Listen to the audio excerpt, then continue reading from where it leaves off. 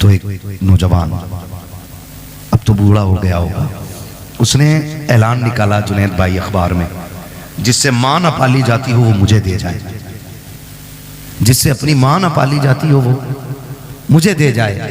तो लोगों ने वो ऐलान पढ़ा और हैरत हुई, कहा जो लोगों से अपनी माँ नहीं पलती, ये ऐलान कर रहा है जिससे माँ नहीं पाली जाती हो मैं दे जाए। इंटरव्यू के लिए लोग गए कि भाई इस दौर में जब लोगों से अपनी माँ नहीं पलती, तू ऐलान करके दूसरों की माँ मंगा रहा है। उसने कहा एक कहानी है, इसमें एक राज है। कहा बताना। फिर वो रोने बैठ गया। तवज्जो कीजिएगा। अब उसने जो रोना शुरू किया और अपनी बात बताई, उसने कहा जी मैं छोटा था, मैंने होश संभाला ना तो मैंने देखा मेरी माँ की एक आंख नहीं थी। क्या नहीं थी? जिसकी आंख ना हो उसे क्या कहते हैं? अंधा नहीं कहते, दोनों क्यों कहते हैं? काना बोलते हैं। हाँ ये समझेंगे ना मुहावरे में, अगर अल्लाह ना करे किसी को ये आरिज़ा लाहिक हो, खुदा सबकी आंखें सलामत रखे। ठीक है, मैं एक समझाने के लिए बात कर रहा हूँ। वो कहता मेरी माँ की एक आंख नहीं थी। कहते मैं जब घर तरह रहता था तो कोई प्रॉब्लम नहीं, मेरी माँ ने एक अच्छे स्कूल में मेरा एडमिशन करा दिया। और इको कम करो भाई इसका थोड़ा सा।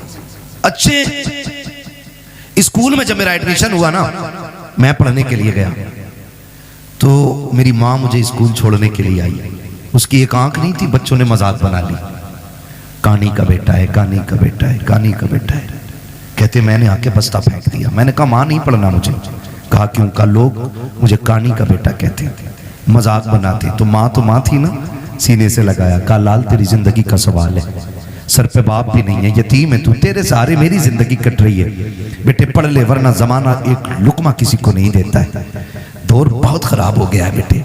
माँ ने समझाया। कहता फिर माँ ने मेरा एडमिशन करा दिया। कहा मैं पढ़ता रहा यहाँ तक कि मैं होशियार हो गया। जब होशियार हुआ तो फिर मेरे पीछे तो ये ताना पड़ा था, ये इल्जाम मेरे सर पे था कि मैं कानी का बेटा हूँ। का जब मैं समझदार हो गया ना, मैं मजबूत हो गया, मुझे लगा कि मैं फैसला खुद कर सकता हूँ। कहते मैंने एक दिन आके ना घर पे बस्ता फेंक दिया। मैंने कहा माँ बहुत हो गया, अब मैं नहीं पढ़ सकता। मेरी माँ ने कहा लाल हो क्या गया? कहा माँ वही ताना जो बचपन से लेके आज तक मेरा पीछा नहीं छोड़ रहा है।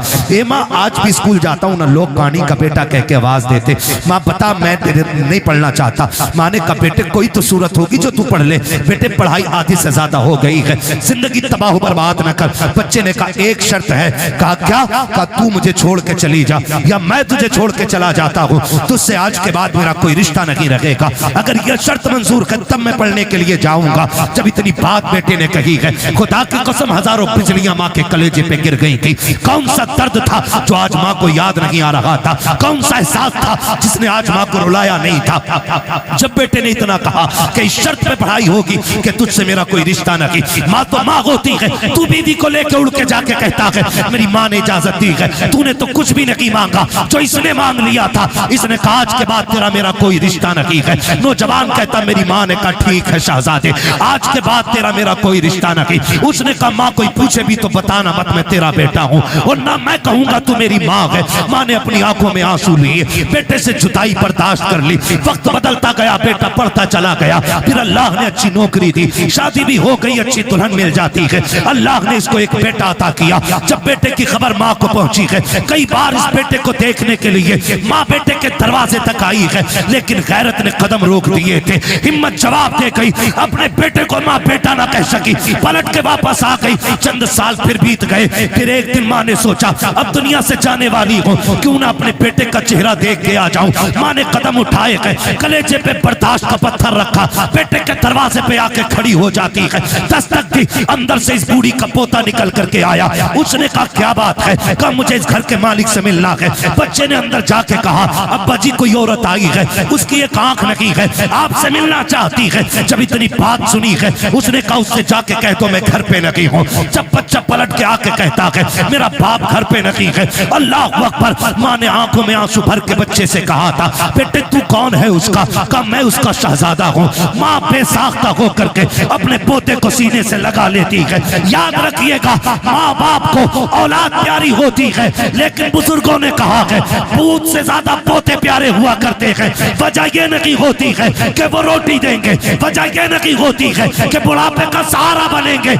इसलिए पूत से पोते प्यारे होते हैं क्योंकि माँ बाप को अपने पोते के अंदर अपने बेटे का बचपन नजर आया करता है। नारे तकबीर, नारे रिसालत, मसलके आला हजरत, मसलके आला हजरत, हजरत मुफ्ती हम्माद साहब किबला, नारे तकबीर, नारे रिसालत। वाह वाह, जवाब नहीं।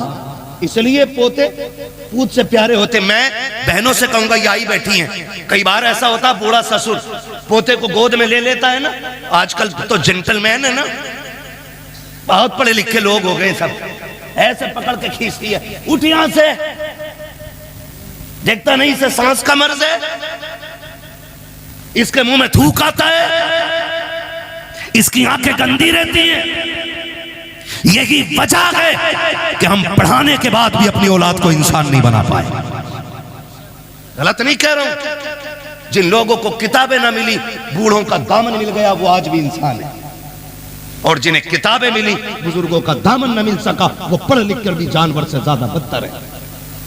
इसलिए कि इल्म किताबों से मिलता है, लेकिन तजर्बा बुजुर्गों की बैठक से मिला करता है। बेशक, वाह वाह, क्या बात है। गोद से खींच लाती है, गोद से। मजाल है जिसमें दादा ने खाना खाया, उसमें पोते को खाना दे दिया जाए। ऐसे उठा के पलट बुड्ढे के आगे की नल के आगे फेंकी जाती है, जैसे कुत्ता मुंह डाल के गया हो। किस इंसानियत की बात करते हो आप? किसे तरक्की कहते हो?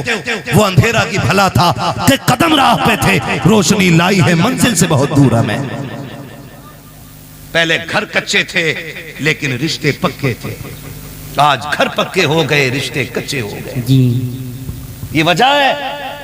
सगा बाप जिस प्याले में सालन खा ले, जिस प्लेट में खाना खा ले, बेटा उसमें खाना खाने तैयार नहीं। अब्बा के आगे का गिलास बेटा धो के पानी पीता है, मौत नहीं आ जाती? कह रहा नहीं, इससे बीमारी फैलेगी। मेरे नबी ने फरमाया सूरुल मोमिन शिफाउन, और जालिम मोमिन के जूठे में शिफा होती है। उससे किसने कह दिया कि इसमें बीमारी है? आज बाप के जूठे बर्तन में बेटे पानी नहीं पीते। मुझे बताओ, दौर बहुत करीब है। हमने 2000 के बाद का जो दौर हमने देखा है ना, इससे पहले कभी ऐसा दौर नहीं आया। इससे पहले कभी ऐसा दौर नहीं आया। आज कंडीशन ये है कि 25% लोग कैंसर के मरीज हैं। हाँ, 25% कैंसर, 99% शुगर घुसती जा रही है। गलत नहीं कह रहा हूं। जानते हो क्यों? क्योंकि हमने अपनों का झूठा खाना छोड़ दिया। आज तो 4 भाई एक दस्तरखान पे बैठे होते तो 4 अलग अलग प्लेटें लगती हैं। अगर 10 लोगों की बंदा दावत कर देना, मैं तो देखता हूं मौलवियों को भी खिलाते हैं ना खाना, तो डिस्पोजल में यूज एंड थ्रो, कागज की प्लेट। तुझे क्या पता घर के बर्तन की बरकत क्या है? जो कौम अपनी दीन के रहबर को प्लास्टिक के गिलास में पानी पिलाए, वो खाक तरक्की करेगी? क्या बात है। जाओ, गारंटी है मेरी। ले आओ बड़े से बड़े फलसफी से टेबलेट जाकर के, बड़े से बड़े अरस्तु से दवा लेके आ। खुदा की कसम, जब दवाएं काम छोड़ जाती हैं, तब छक मार के तुम्हें दुआओं के लिए जाना पड़ता है। क्या बात है। इसलिए कि जो काम दवाएं नहीं करती हैं, वो काम दुआएं किया करती हैं। लेकिन आज हुआ क्या? कंडीशन देखो, सगे भाई भी बैठे ना, प्लेटें अलग अलग है, गिलास अलग अलग है। एक गिलास रखो तो हमारी कौम उसको समझती है कि ये जिहालत है कि 4 लोगों के बीच एक गिलास। जानते हो, जब मोहम्मद बिन कासिम पहली मर्तबा इस मुल्क में आया, कोई एक्टर नहीं था, कोई डिजाइनर नहीं था, हुजूर के दीन का सिपाही था, हीरो था इस्लाम का। आकर के जब अपनी बेटी को आजाद कराया था ना, बहन को, और खाना खाने के लिए पहली बार मुसलमान इस मुल्क में बैठे थे ना, तो लोग मुड़ मुड़ के देख रहे थे ये खा कैसे रहे हैं, जबकि उस वक्त दस्तूर ये था कि कोई किसी की तरफ मुंह करके नहीं खाया करता था, एक दूसरे से पीट करके खाना खाया करते थे। जब मोहम्मद बिन कासिम पहली मर्तबा इस मुल्क में आए थे, आने के बाद जब फतह की थी, बहन बेटी की आबरू बचाने के बाद जब खाने के लिए बैठे थे, और एक बर्तन में पूरी जमातें बैठी हुई थी, एक बर्तन में 6-6 लोग बैठे थे, लोग हैरत से देख रहे थे ये कौन सी है कि एक बर्तन में एक साथ खा रही है। तब मसीहत का नकीब कह रहा था तुम वो हो जो निजाम अपने खुद बनाते हो, ये वो है जो खुदा का निजाम लेके आगे बढ़ रहे हैं। क्या